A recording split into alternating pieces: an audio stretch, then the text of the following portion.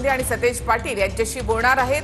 पवारांची राष्ट्रवादी काँग्रेसने अजित पवारांना यादी दिली आहे। आज काँग्रेसचा निर्णय न झाल्यास दोन्ही राष्ट्रवादी मिळून लढणार आहेत। अजित पवारांकडून 750 उमेदवार पुण्यामधून इच्छुक आहेत।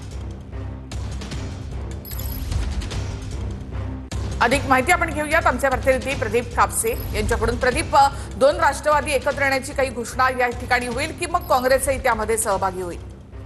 खरं तर निखिला, काँग्रेसची इच्छुकांची यादी जी आहे ती सुनील टिंगरे यांच्याकडे काँग्रेसनं दिलेली आहे। त्याचबरोबर शरद पवार गटाची यादी सुद्धा आता काही वेळापूर्वी प्राप्त झालेली आहे। यादी घेऊन सुनील टिंगरे थोड्या वेळात अजित पवारांना भेटतायत। शशिकांत शिंदे असतील, त्याचबरोबर सतीश बंटी पाटील यांना अजित पवार यांच्याकडून थोड्या वेळामध्ये फोन जाणार आहे। जर कदाचित काँग्रेसनं आजच निर्णय दिला नाही तर मग मात्र दोन राष्ट्रवादी जे आहेत 165 जागांवरती उमेदवार उभे करतील, कारण राष्ट्रवादी काँग्रेसकडे जवळपास 750 इच्छुक उमेदवारांनी यादी मुलाखती जे आहेत ते दिलेल्या आहेत। मात्र अजित पवार थोड्या वेळात शशिकांत शिंदे त्याचबरोबर काँग्रेसचे प्रभारी सतीश बंटी पाटील यांच्याशी फोनवरून बोलतील आणि त्यानंतर आज रात्रीपर्यंत काँग्रेस त्याचबरोबर दोन राष्ट्रवादीचा निर्णय जो आहे तो जाहीर होईल। मात्र काँग्रेसनं काही इच्छुकांची यादी, जागांचा प्रस्ताव जो आहे तो अजित पवारांना काही वेळापूर्वी दिलेला आहे।